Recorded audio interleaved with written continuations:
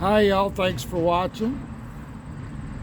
Now I'm coming back I wanted to talk about one of my favorite subjects, TV. As you all know, especially in the last 10 or 12 years, we went to the smart television, and it enabled me to get rid of one of my biggest pain in the butts, cable TV. I always hated cable TV, primarily based on the fact that they were overcharging. And I can't remember right off the top of my head what year it was that I got rid of cable back in like 2004 or something like that, right in there. And I switched to satellite TV.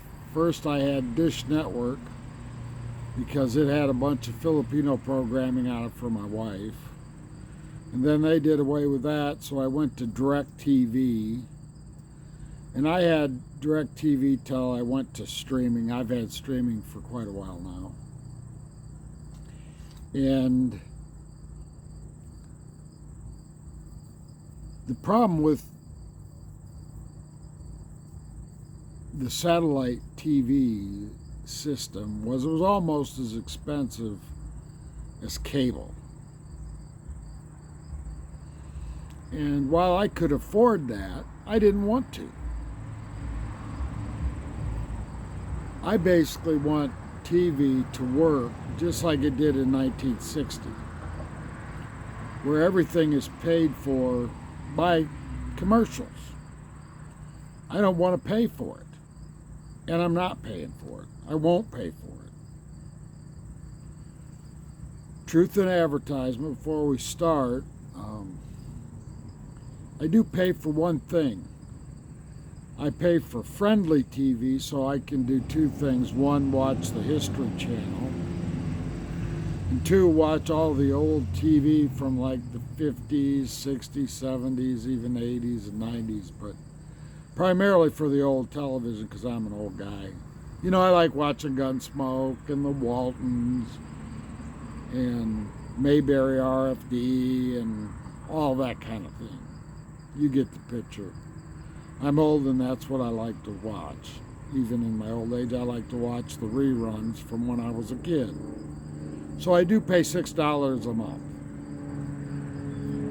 But other than that, I don't pay. I think a lot of people from my generation and poor people are going to greatly oppose Cable 2.0. Quite frankly, I'm not doing it. Cable's over.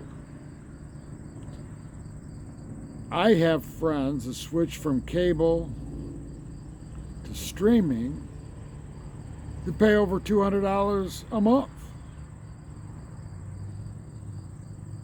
And they say, well, I'm paying the same amount, but I got all this video on demand, and they want to watch all these movies and what have you. Or they have children or grandchildren that want to watch all that. And they're willing to pay for it. They have the money. But I'm not paying for it, and poor people can't pay for it. You're already buying the internet. Here at my house, when the internet got up through Comcast cable, got up to about $130 a month several years ago, September of 23, I switched to AT&T Fiber, which is $80 a month, and Comcast was 1 gig up and down. The fiber internet is 1.5 gig up and down, so you know, it's 50% faster, 50% more bandwidth, and it's $80 a month versus the $130 that Comcast was charging me for internet. In my opinion, they were trying to make all of us that were buying just internet from them make up the money they were losing on their cable TV, instead of just having us pay for the actual service we were receiving. And Comcast and a lot of other cable and internet providers have terrible customer service.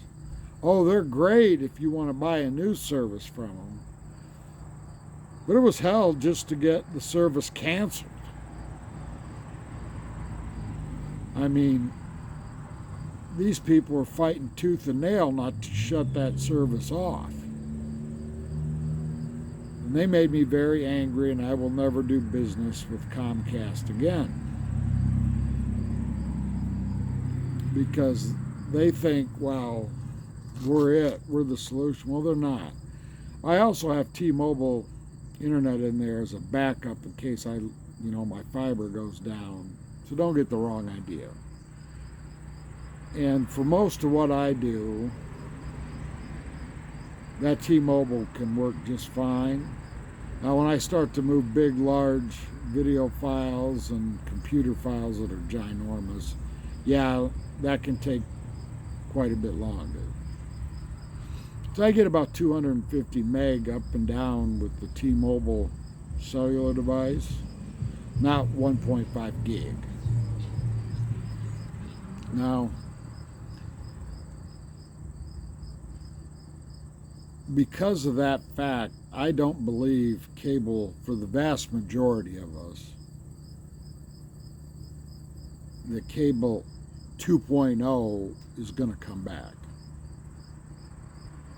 I know that people like Fubo and YouTube TV, Sling TV, and a bunch of these other guys are wanting that. And the news cost money. And somewhere along the line, these public broadcasters like CBS, NBC, ABC, and Fox, which provide their signal for free so you can watch it with an antenna, thought they should get paid these carriage fees and not just deliver it for free. Well, there was a reason why. Since that's happened, they've gotten less and less of their revenue from advertisements.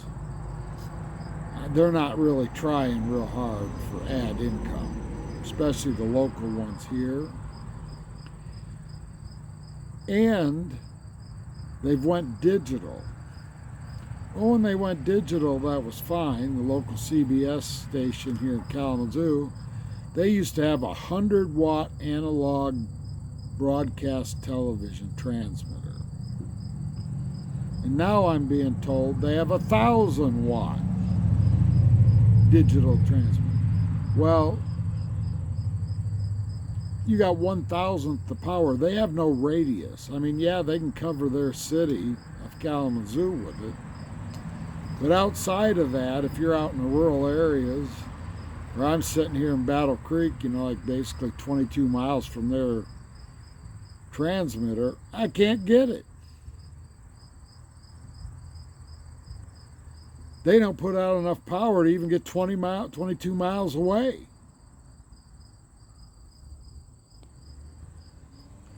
So they're not even trying to cover what they were before. Why? Because they had it all on cable. Cable was paying them carriage fees to have their station on cable. That's one of the reasons why cable was so expensive, is these broadcast rights they're charging are so expensive. If you go look at the cut down live packages like from Sling and stuff, you'll see that they might have CBS. They don't have the rest of them because they're so expensive. They're cutting them all down. And what was supposed to be free TV, they turned into not free TV. Especially if you're outside the city limits of the city they're in. Because they're not broadcasting a signal strong enough for you to get it. Now, some of the cities, when you live in some of these bigger cities, like Chicago or even Grand Rapids here in Michigan, they get my friend gets 58 stations on antenna in Grand Rapids. But if you're here in a fairly large city, a little over 50,000 people here in Battle Creek, you can't get anything on an antenna. Where I live, right here in the city limits of Battle Creek, you can't get any of it. But I want everything to go back to it was in 1960. I'm not going to pay for more than that. It's not going to happen. I can get my news elsewhere. I don't need your local station if you don't want to provide it for free. And do your job and get ads to support it. I don't want any of it that's not ad supported. What I normally watch is the Roku channel. I have Roku television, so I also do a lot of watching on Pluto, which is free, owned by Paramount/CBS. And I watch Tubi, which is owned by Fox.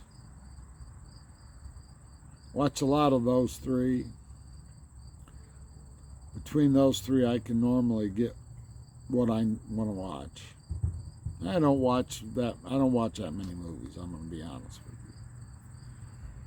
But I'm not going to allow cable 2.0. I encourage all of you not to allow cable 2.0.